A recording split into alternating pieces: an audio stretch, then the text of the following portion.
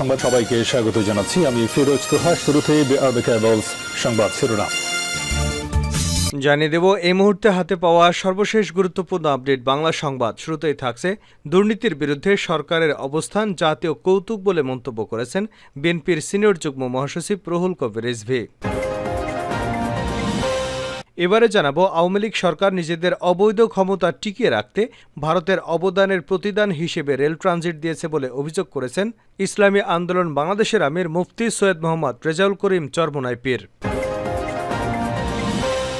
জানাবো থানা হাজতে আসামির মৃত্যু যা মিলল সিসিটিভি ফুটেজে।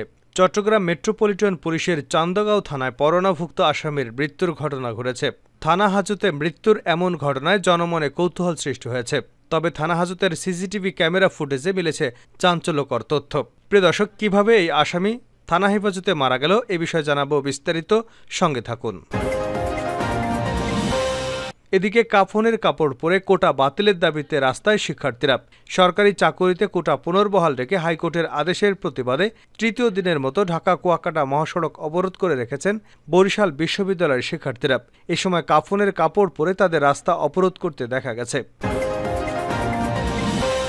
জানিয়ে দেব ছেলেমেয়েদের মধ্যে ছাগলকাণ্ডের মতো ভোগবাদী মানসিকতা তৈরি না করতে অভিভাবকদের পরামর্শ দিয়েছেন শিক্ষামন্ত্রী মহিবুল হাসান নওফেল।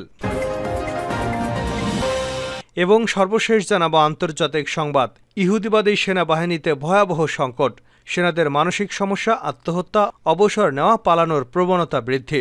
এই সমস্ত বিষয়গুলো নিয়ে ইসরায়েলি সেনাবাহিনীতে এক ভয়ঙ্কর সংকট চলছে, জানিয়ে কঠিন চাপে আছে বেঞ্জামিন নেতানিয়াহু। এতক্ষণ শিরোনাম শুনছিলেন, এবার বিস্তারিত। প্রিয় দর্শক, আপনি যদি এই চ্যানেলে নতুন হয়ে থাকেন, ভিডিওটি দেখতে দেখতে চ্যানেলটি সাবস্ক্রাইব করে আমাদের সঙ্গেই থাকুন। আর এই ভিডিও সম্পর্কে আপনি আপনার মূল্যবান মতামতটি কমেন্ট বক্সে জানিয়ে দিন। আর হ্যাঁ প্রিয় দর্শক, জানিয়ে দিন ভিডিওটি কোথা থেকে দেখছেন। দুর্নীতির বিরুদ্ধে সরকারের অবস্থান জাতীয় কৌতুক রিজভী।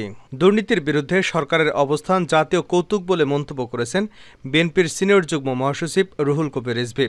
বুধবার দুপুরে রাজধানী নয়াপল্টনে বিএনপির কেন্দ্রীয় কার্যালয়ে এক সংবাদ সম্মেলনে এ মন্তব্য করেন তিনি। এ সময় দুর্নীতি দমন কমিশন স্বাধীন, সুতরাং যে ব্যক্তি যত শক্তিশালী হোক না কেন, দুর্নীতির অভিযোগ পাওয়া গেলে কমিশন নিজ প্রক্রিয়ায় কাজ করে যাবে। প্রধানমন্ত্রীর এমন বক্তব্যের তীব্র সমালোচনা করেন রুহুল কবির রিজভী। তিনি বলেন, আজকাল সংবাদপত্রে দৃষ্টি দিলেই বেনজির, মতিউর, আসাদুজ্জামান আরও কত নাম আমরা দেখতে পাই। এ পর্যন্ত দুর্নীতির মহানায়করা সরকারের ঘনিষ্ঠজন হিসেবে বড় বড় সরকারি পদে অধিষ্ঠিত থাকলো কিভাবে? তাহলে কি কোনো ভাগবাটোয়ারার কারণে সমস্যা হওয়ায় এই সমস্ত নিষ্ঠুর পুলিশ কর্মকর্তাদের সব গোপন বিষয় ফাঁস করে দেওয়া হচ্ছে?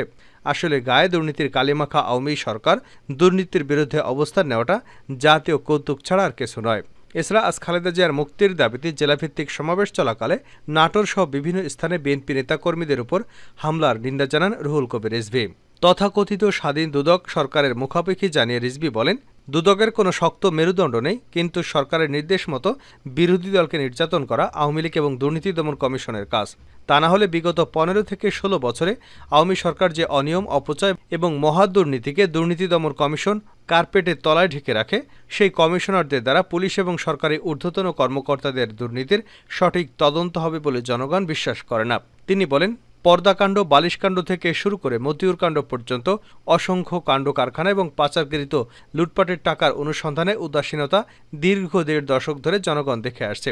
অথচ দুদক রিপ ভ্যান উইঙ্কেলের মতো ঘুমিয়ে আছে। জনগণের টাকায় একচিটিয়া লুণ্ঠন এবং আত্মসাৎকারীদের ডামি সরকার মাফ করে দিয়েছে। বিএনপির সিনিয়র যুগ্ম মহাসচিব বলেন, আজিজ, বেনজিরদের মতো ব্যক্তি যারা নিরস্ত্র গণতন্ত্রকামী জনগণের বিরুদ্ধে হুমকি দিয়ে নিজ বাহিনীর সদস্যদের উদ্দেশ্যে বলেছিল, বন্দুক দেওয়া হয় কি ঘরে রাখার জন্যে?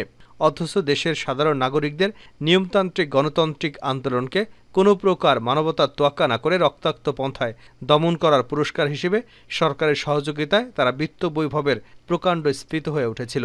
আলিশান বাড়ি, অসংখ্য ফ্ল্যাট, শত শত একর জমি তারা দখল করেছিল আন্দোলন দমনের কৃতিত্ব হিসেবে। রিজভী বলেন, ভারতের সঙ্গে বাংলাদেশের ডামি সরকারের নানা চুক্তি এবং সমঝোতা স্মারকে স্বাক্ষর হয়েছে। বাংলাদেশের জনগণ এহেন 2 স্বাক্ষরের সমঝোতার উদ্যোগ অসম এবং বাংলাদেশের স্বার্থবিরোধী বলে মনে করে। এতে বাংলাদেশের মানুষ তীব্র ক্ষোভে ফেটে পড়েছেন। প্রতিদান হিসেবে ভারতকে রেল ট্রানজিট দিয়েছে সরকার, চরমোনাই পীর। আওয়ামী লীগ সরকার নিজেদের অবৈধ ক্ষমতা টিকিয়ে রাখতে ভারতের অবদানের প্রতিদান হিসেবে রেল ট্রানজিট দিয়েছে। এর বিনিময়ে বাংলাদেশ কোনো কিছু আদায় করতে পারেনি, বিনা শর্তে এমনকি প্রায় বিনা মাসুলে ট্রানজিট দেওয়া হয়েছে বলে মন্তব্য করেছেন ইসলামী আন্দোলন বাংলাদেশের আমির মুফতি সৈয়দ মোহাম্মদ রেজাউল করিম চরমোনাই পীর। বুধবার জাতীয় প্রেস ক্লাবে আব্দুস সালাম হলে সংগঠনটি আয়োজিত জাতীয় সংকট নিরসনে জাতীয় সংলাপে তিনি এসব কথা বলেন। চরমোনাই পীর বলেন, বর্তমান সরকারের সৃষ্ট নানাবিধ সংকটের মধ্যে প্রধানমন্ত্রী সর্বশেষ ভারত সফর সংকটকে আরও ঘনীভূত করেছেন। যে চুক্তিগুলো করা হয়েছে তাতে কোনো আওয়ামী লীগারও বাংলাদেশের স্বার্থ দেখাতে পারছে না। কানেক্টিভিটি নামে যা করা হয়েছে তার উদ্দেশ্য ও লক্ষ্য সাবেক পররাষ্ট্রমন্ত্রীর ভাষায় পরিষ্কার হয়ে গেছে। বাজার টাজার করতে যাওয়া, ভারতে চিকিৎসা নিতে যাওয়া এর মূল লক্ষ্য। প্রধানমন্ত্রী যখন সীমানাবিহীন ইউরোপের দৃষ্টান্ত দেখান, তখন সীমানা ও স্বাধীনতা নিয়ে আমরা আতঙ্কিত না হয়ে পারি না। তিনি বলেন, তিস্তা ও গঙ্গার পানি নিয়ে কোনো অগ্রগতি না হয়, সীমান্তে মানুষ হত্যা বন্ধ হওয়া, সেভেন সিস্টারে আমাদের বাণিজ্য সম্ভাবনা নষ্ট করা এবং নিজেদের নিরাপত্তা ঝুঁকি, কৌশলগত ভূরাজনৈতিক নানা জটিলতার মধ্যে যেভাবে ট্রানজিট দেওয়া হয়েছে তাতে বাংলাদেশের স্বাধীনতার সত্তা নিয়েও প্রশ্ন উঠেছে। বর্তমান সরকার স্বাধীন সার্বভৌম বাংলাদেশকে ভারতের অঙ্গরাজ্যে অর্থাৎ পশ্চিমবাংলার চেয়েও গুরুত্বহীন করে ফেলেছে। চরমোনাই পীর আরও বলেন, ভারতীয় রিজার্ভ ব্যাংক কর্তৃক নিয়ন্ত্রিত ইউপিআই চালুর মাধ্যমে দেশের ব্যাংকিং খাতের নিয়ন্ত্রণ ভারতের হাতে তুলে দেওয়ার পায়তারা করা হয়েছে। পানি বন্টন নিয়ে যে যৌথ কমিটি করা হয়েছে তা নিছক সস্তা এবং বহুল ব্যবহৃত একটি আইওয়াশ। তিস্তা প্রকল্প ভারতের হাতে তুলে দেওয়ার পায়তারা করা হচ্ছে। চরমোনাই পীর আরও বলেন, এই নির্মম এবং কঠিন বাস্তবতাকে সামনে রেখে আমাদের চুপ থাকার সুযোগ নেই। এই সরকার ফেরাউন স্টাইলে যে নির্যাতন নিপীড়ন করে তার শিকার আমরা কম বেশি সবাই। তারপরেও প্রিয় স্বদেশ যখন তার স্বাধীনতা ও সার্বভৌমত্ব নিয়ে প্রশ্নের মুখে, তখন রুখে দাঁড়ানো আমাদের সবার দায়িত্ব। আমরা যখন ঐক্যবদ্ধ হয়ে কোনো জালিমের বিরুদ্ধে রুখে দাঁড়িয়েছি, বিজয় আমাদেরই হয়েছে। থানা হাজতে আসামির মৃত্যু যা মিলল সিসিটিভি ফুটেজে। চট্টগ্রাম মেট্রোপলিটন পুলিশের চান্দগাঁও থানায় পরোয়ানাভুক্ত আসামির মৃত্যুর ঘটনা ঘটেছে। থানা হাজতে মৃত্যুর এমন ঘটনা জনমনে কৌতূহল সৃষ্টি হয়েছে। তবে থানা হাজতে সিসিটিভি ক্যামেরার ফুটেজ মিলেছে, ওই আসামি আত্মহত্যার ঘটনার সত্যতা পাওয়া গেছে। বুধবার সকালে চান্দগাঁও থানা হাজতের ভেন্টিলেটরের সঙ্গে গলায় ফাঁস দেয় মোহাম্মদ জুয়েল। চান্দগাঁও থানার ওসি এ তথ্য নিশ্চিত করেছেন। পুলিশ জানায়, মঙ্গলবার রাতে কোতোয়ালি থানার পাথরঘাটা এলাকা থেকে জুয়েলকে গ্রেপ্তার করা হয়। তার বিরুদ্ধে ছিনতাই সহ অন্তত 7টি মামলা আছে। তিনি চান্দগাঁও খেজুরতল এলাকায় বসবাস করতেন। ওসি জাহিদুল কবির কালবেলাকে বলেন, মঙ্গলবার রাতে জুয়েলকে গ্রেপ্তারের পর হাজতে রাখা হয়েছিল। সিসিটিভি ক্যামেরার ফুটেজে দেখা গেছে, হাজতে থাকা জুয়েল সকাল 6:30টার দিকে পরনের শার্ট ভেন্টিলেটরের সঙ্গে লাগিয়ে ফাঁস দিয়ে আত্মহত্যা করেন। আসামির পরিবারের বরাত দিয়ে ওসি বলেন, গ্রেপ্তারের 3 দিন আগে বাসায় আত্মহত্যা করতে চেয়েছিল জুয়েল। লাশের সুরতহাল শেষে ময়নাতদন্তের জন্য চট্টগ্রাম মেডিকেল কলেজ হাসপাতালে পাঠানো হয়েছে। কাফনের কাপড় পরে কোটা বাতিলের দাবিতে রাস্তায় শিক্ষার্থীরা।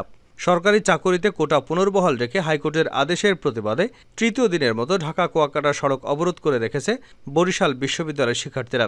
এ সময় কাফনের কাপড় পরে তাদের রাস্তা অবরোধ করতে দেখা গেছে। বুধবার বিশ্ববিদ্যালয়ের প্রধান ফটকের সামনে বেলা 11টা থেকে মানববন্ধন ও পরে সড়ক অবরোধ করা হয়। প্রায় 2 ঘন্টা সড়ক অবরোধ করে রাখেন তারা। এ সময় আন্দোলনরত শিক্ষার্থীরা 4 দফা দাবিসহ কোটা বাতিল উত্থাপন করেন।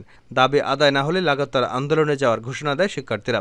ইংরেজি বিভাগের শিক্ষার্থী সেজুতি বলেন, আমরা কোটা চাই না, অবিলম্বে এর বাতিল চাই। আশা করি কোটা বাতিল করে আদালত রায় প্রদান করবেন। যদি তা বাতিল না হয় তাহলে আমরা আন্দোলন চালিয়ে যাব। আন্দোলনকারী অর্থনীতি বিভাগের শিক্ষার্থী ভূমিকা সরকার বলেন, কোনো বৈষম্যহীন রাষ্ট্রে 56% কোটা থাকতে পারে না। তীব্র আন্দোলনের মুখে সরকার যেখানে কোটা পদ্ধতি বাতিল করেছিল, হাইকোর্ট কেন সেই কোটাকে আবার পুনর্বহাল করলো আমরা জানি না। আমি নিজে মেয়ে হয়েও বলছি, আমাদের মেয়েদের জন্য আলাদা কোটার প্রয়োজন নেই। নারী পুরুষ আমরা সবাই সমান, কোটা বাতিল হোক, এটাই আমাদের চাওয়া। এবার আফগানিস্তানে হামলা করবে পাকিস্তান। মাত্র বছর কয়েক আগে আফগান মাটি থেকে পরাজয় নিয়েই তল্পিতল্পা গুটিয়েছে পরাশক্তি আমেরিকা। তার আগে একই ভাগ্য বরণ করেছে তৎকালীন সোভিয়েত ইউনিয়ন। তারপর কাবুলের ক্ষমতা দখল করেছে ধর্মীয় কঠোরপন্থী একটি গোষ্ঠী। সেই সুযোগে মাথাচাড়া দিয়ে ওঠে উগ্রপন্থী সশস্ত্র গোষ্ঠীগুলো। এবার তাদের থামাতে আফগানিস্তানে হামলা চালানোর ঘোষণা দিয়েছে মার্কিন মিত্র ও সীমান্তবর্তী রাষ্ট্র পাকিস্তান।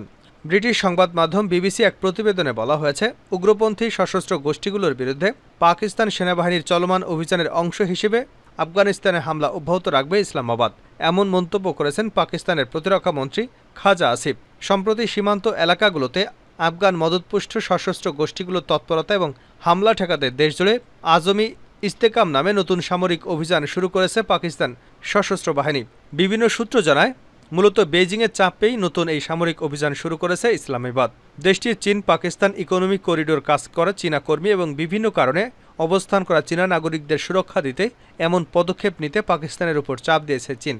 পাক পররাষ্ট্রমন্ত্রী জানান, পাকিস্তানের ভূখণ্ড নিরাপত্তা বাহিনী এবং বেসামরিক নাগরিকদের উপর হামলায় জড়িত সশস্ত্র গোষ্ঠীগুলোর বিমান হামলা অব্যাহত থাকবে। এদিকে পাকিস্তানের প্রতিরক্ষা মন্ত্রীর এমন বক্তব্যকে দায়িত্বজ্ঞানহীন অভিহিত করে নিজেদের মাটিতে পাক বাহিনীর এমন হামলার প্রতিক্রিয়া ভোগ করতে হবে বলেও বিবৃতিতে হুঁশিয়ারি দেয় তালেবান প্রশাসন। 2021 সালে তালেবানের ক্ষমতা দখলের পর থেকেই আফগানিস্তানের সঙ্গে পাকিস্তানের উত্তেজনা বাড়তে শুরু করে। পাকিস্তান অভিযোগ করে আসছে যে তালেবান একটি দল যারা তেহরিকি তালেবান পাকিস্তান নামে পরিচিত, তারা আফগানিস্তানের ভূখণ্ড ব্যবহার করে পাকিস্তানে হামলা চালিয়ে আসছে।